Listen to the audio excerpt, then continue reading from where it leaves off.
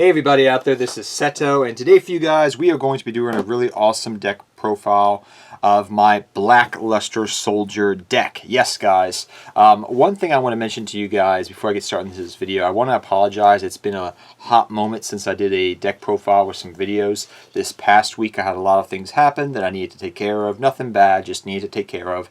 But now I'm back to doing some videos at the tail end of this week and going into next week. So all is good. But today for you guys, we're going to be doing a Blackluster Soldier deck profile. This is a deck that I thoroughly enjoy playing. As you can see, I actually have all ultimate rares of the retrained version of the card because I built this deck all those years ago. And I've profiled this deck multiple times on this channel.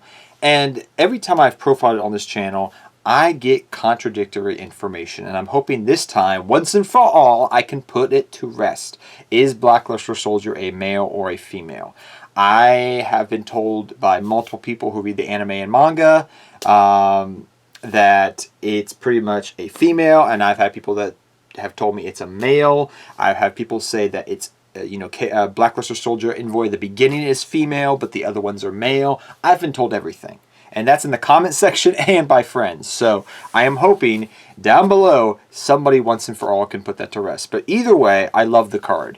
It's one of my, one of the OG rituals, so to speak. And it was played by Yugi next to Black Magician of Chaos, which I have my own deck of. So because of that reason, I've always loved it, and I've always was so excited when it actually got a retrade version, because this one can actually do piercing, but people also forget that you will gain additional effects when you use the Chibi the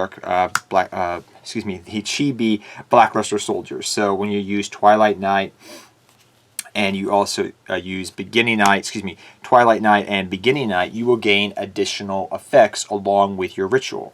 So, when you're using Beginning Night, guys, when you use the Beginning Night, you're going to gain the effects of once per turn, you can target one monster your opponent controls and banish it, and you will also gain the effect of when this card destroys an opponent's monster by battle and sends it to the graveyard, you can activate one of these effects to make your monster attack a second time. But if this card is banished from the graveyard, you can add one ritual card from your deck to your hand. So it's going to gain additional effects, pretty much being able to banish stuff, being able to, do things of that nature. With Twilight, you can actually banish a card from the field, but you also can banish one random card from your opponent's hand. So depending upon if these are used as materials, so to speak, for your ritual summoning, you will gain those effects. And that's one of the additional reasons why I run just one of the vanilla version, the OG version of Blackluster Soldier, guys, is because this, even though it will have not as many of effects as the retrained version, will also gain these effects if they're used for materials. So I do like it just as a one-of. Plus it adds a little bit of consistency. You wouldn't think. Some people I see run different ratios. I've seen people run 2 OGs and 1 retrain, 2 retrains, 1 OG. I like this ratio. It's worked out perfectly fine for me for years now, but that's up to you to decide as a deck builder and player. But for me, that ratio has worked out pretty well. Next up, we run, like we were just talking about, our Evening Twilight Night and our Beginning Night. So, like I said, these are like the chibi versions of Blackluster Soldier. They're chibi versions. They're super cute. I love their artwork, by the way. They look so nice. But saying that, they are definitely a 3 of each in the deck. You're going to be there. Can be used for rank 4 materials. We don't really use them for that anymore, but there were instances back in the day, especially when this deck wasn't as consistent as it is now, to some extent, where you would have to set one of these cards face down. They do have 2,000 defense. It would live, possibly, and then you could go into a rank 4. It does happen even now if I have a random Manju on the field, because you may sometimes want to get that ritual into that, one of these things into the graveyard. So, depending upon the situation, sometimes you would still go for rank 4s with them, but mainly they're going to be used for your ritual summoning and as materials for your ritual Blackluster Soldiers, because you want to gain their effects. So, saying all that, that's for those guys there. Next up, we run 3 Manju of 10,000 hands. This is a ritual-based deck. One thing I also want you to keep in mind as we go through this deck profile, guys, even with the Evening and Beginning Twilight Nights as well, the chibi versions, look at the light and dark ratio in the deck. That is very important because we do run a chaos engine, so to speak, in the deck, and so you're going to see a lot of light and dark monsters. So Do keep that in mind as well. So Manju is very useful because you'll be able to search out, like we talked earlier, your Blackluster Soldier ritual monsters, okay? But you also can search out your ritual spells. Mainly, you're going to be searching out your Super Soldier Synthesis, which is going to be your main ritual. But you also run one Super Soldier ritual because it's just a good 1-of to have, I find, and is pretty good to have as well. So I just like it as a 1-of, not a 3-of, because we have Synthesis, which is such a good card. But for consistency reasons, I run it as well. So 3 Manju, that's pretty good. It will sometimes be used for rank 4 materials and for ritual summoning. Next, we run 2 Blackluster Soldier. Some people like running 3-of. I am not a fan of running this card as a 3-of at all. The reason for it is, yes, you have a good ratio to light and darks in this deck. Yes, you're going to have light and darks in the graveyard, but it takes setup. Okay, it takes setup to have lights and darks in the graveyard, so you can bring this bad boy out. He's still powerful in 2021. Not as powerful as he was back in 2004, but he's still dang powerful in 2021. Saying that, like I said, it does take setup. Worst thing you can have is you brick with 2 of these in your opening hand. That's why I like it as a 2-of. It lessens that brick. He's still a good top deck. Love the card to death, though. But 2 Blackluster Soldier Envoy at the beginning. I love this card to pieces.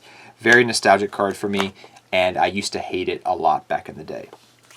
1 Chaos, Envoy of Chaos. This card's really amazing. It will give you boost attack for your Blackluster Soldier monster, so to speak, and is a really, really nice card to have as a 1-of. You can recycle it, which is why it's a 1-of for me.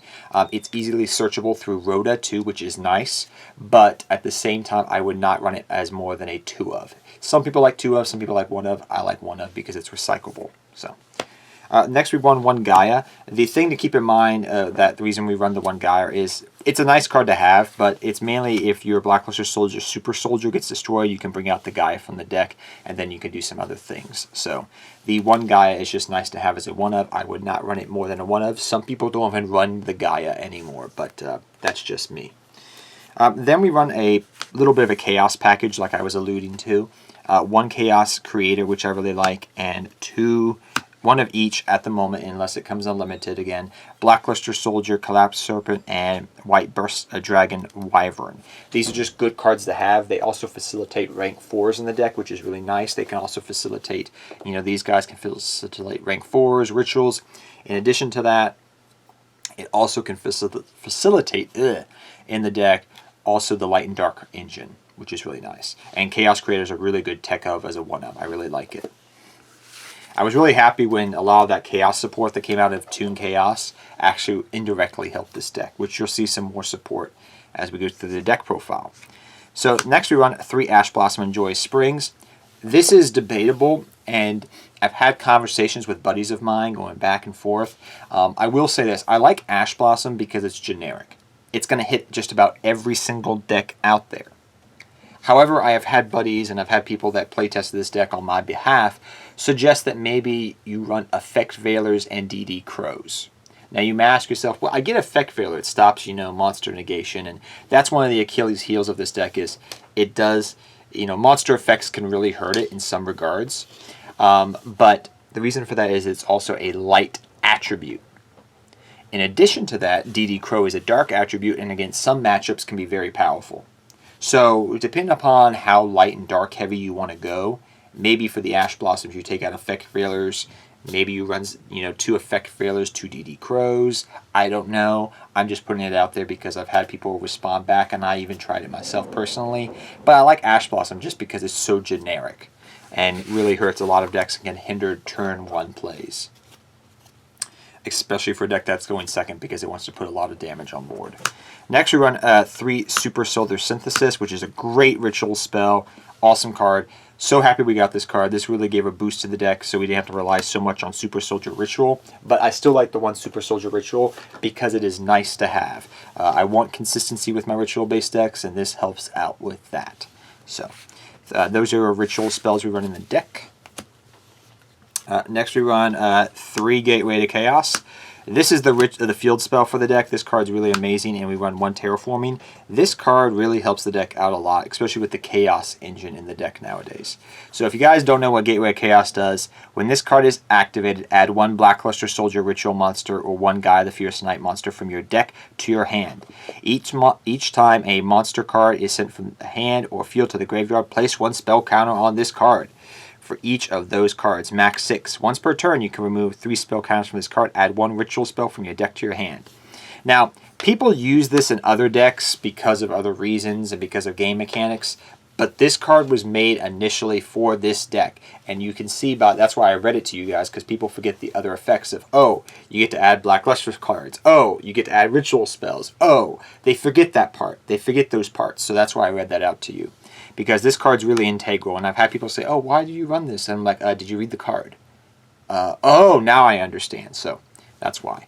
So this card's staple in this deck, hands down. This is one of the other cards I was, again, alluding to, Kemenav, Toon Chaos, which really helped this deck out a lot.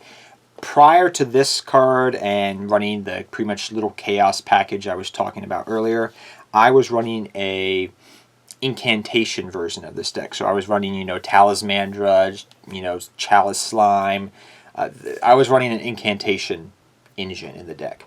But then as this new support came out, and I played with it for a couple months, and then I came back to it and played with it again before I did this deck profile, I found out that I really like the Chaos engine a heck of a lot more. So that's why you see me no longer running that ritual engine in the deck.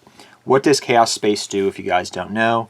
Send 1 light and dark monster from your hand to deck to graveyard. That really can help set up plays in this deck. Add 1 light or dark monster that can't be normal summoned from your deck to your hand. While this card, from your deck to your hand, while a level 4 or 8 with a different attribute than that monster. You can banish this card from the graveyard, then target 1 of your banished light or dark monsters that can't be normal summoned. Place that monster on the bottom of the deck. Then you get to draw a card. Now, overall, you may not understand the applications of this card, but when you start playing the deck, you'll understand more. It gives a little bit of draw power, helps you recycle things from the banish because you do banish stuff with this deck, helps you set up things in grave for light and darks, helps you search things. The card was legitly, it feels like, made for this deck. Like, legitly. So it's a staple 3 of, I feel like, going forward with this deck. For draw power, we run 2 trade-in, not 3 of. You do run a good amount of level 8s. Now, granted, you don't always want them in graveyard, but brick hands do happen in the game of Yu-Gi-Oh! And I want to pitch those cards to grave so I can draw into more cards that can keep my combos going, get my engine started. So I like the 2 trade-in. Not everybody has to run it. If you say you want to run the Effect Veiler engine, maybe you take these out for DD Crows. Me, personally, I like trade-in. I want a little bit more draw power for my deck. Then we also run 1 Reinforcement of the Army. Some people run this card in this deck, some people don't. I like it because you do run a good amount of warriors in the deck. Be it you're trying to search out, one of the light and dark chibi monsters because you're setting up for a play. Or maybe you want to search out, your Envoy of Chaos because you're trying to run over something. This can help you out. It's going to deck thin as well. So I like the 1 Rhoda in the deck. It's very helpful, and it's probably going to stay in the deck for the foreseeable future. Next, we run some traps, Infinite Impermanence. Now, like I said, I don't run Effect Veilers, but I'm running Infinite Impermanence. Monster effects can hurt this deck in some regards, and so you want to have some monster, some ability to negate your opponent's monster effects. In case you lose the dice roll, in case you've built your board, you pass, and then they try to do something, and you can just say, no, I'm going to stop it. That's why I suggested those other hand traps earlier. But Infinite Impermanence, definitely a staple in this deck going forward, especially if you're wanting to run more of a Chaos engine and not so much of the Incantation engine anymore. Onto your extra deck, we run our Blackluster Soldier of Chaos. I have heard this card is getting reprinted. I am hoping it will, so you guys can run it in this deck, because pretty much it's your flagship extra deck monster, quote unquote. But really good card in this deck. I really love the card. For your rank 4s, we run 1 Castel, the Sky Musketeer, 1 number 60 Dragulan, the Timeless, 1 Abyss Dweller, 1 number 41 Bagasucha.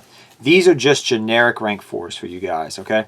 As well as we also run Exciton Knight, Evil Swarm Exciton Knight, excuse me, 1 Tornado Dragon, and then we also run 1 Divine Arsenal AA Zeus the Sky Thunder. Now, why do we run all these rank 4s? Well, it's pretty simple. You're going to find yourself running into making rank 4s. Not often, but fairly often, I would say. And for that reason is why you see me running all these rank 4s. It does happen. It gives you kind of a package of doing different things. You can go into AA Zeus as well. Why not? So that's why we run all these cards here. So yeah, because there have been many times I will say you will go into rank 4 plays. Next for your, I just wanted to move these all up here for you guys. Next for other links, we run 2 Cross Sheep. Cross Sheep is really good to have in this deck. Definitely, I would say, I was going between 1 and 2 of, but I like 2 of in the deck now. The Nightmare package, it's very essential to run the Nightmare package, I would say that. Helps get around certain problems. And then lastly, guys, we run 2 rank 4s. You do find yourself sometimes going for these. Axis Code Talker can help you break boards. Bull Soul Dragon, you put enough damage on this board, then you go for Bull Sword maybe. It'll help you OTK. I like both because of the versatility of this deck. Sometimes you need to break a board, sometimes you want to OTK and push for big damage. So you have the ability to go into both with this deck and the extra deck space you do have. Some people have suggested to me, and I will say this as I finish up this deck profile, run Pot of Extravagance because you want to draw cards in this deck. And I will say to that, yeah, that's a plausibility. You could try that out as well. That's something I did play around with, but at the end of the day, I found that this deck did rely on the extra deck to some degree, quote unquote, and that it was essential though enough to warrant not running that card in the main deck as a draw engine card. But that's up to you. And but yeah, guys, either way, hope you guys all enjoyed this video. Until next time, take care, have fun dueling, good luck dueling to all of you. I'll see all of you guys next time, and go Blackluster Soldier. 2004 Chaos format was so fun, and if you lived back then, was awful because of that one freaking card. Take care, guys. See you guys next time.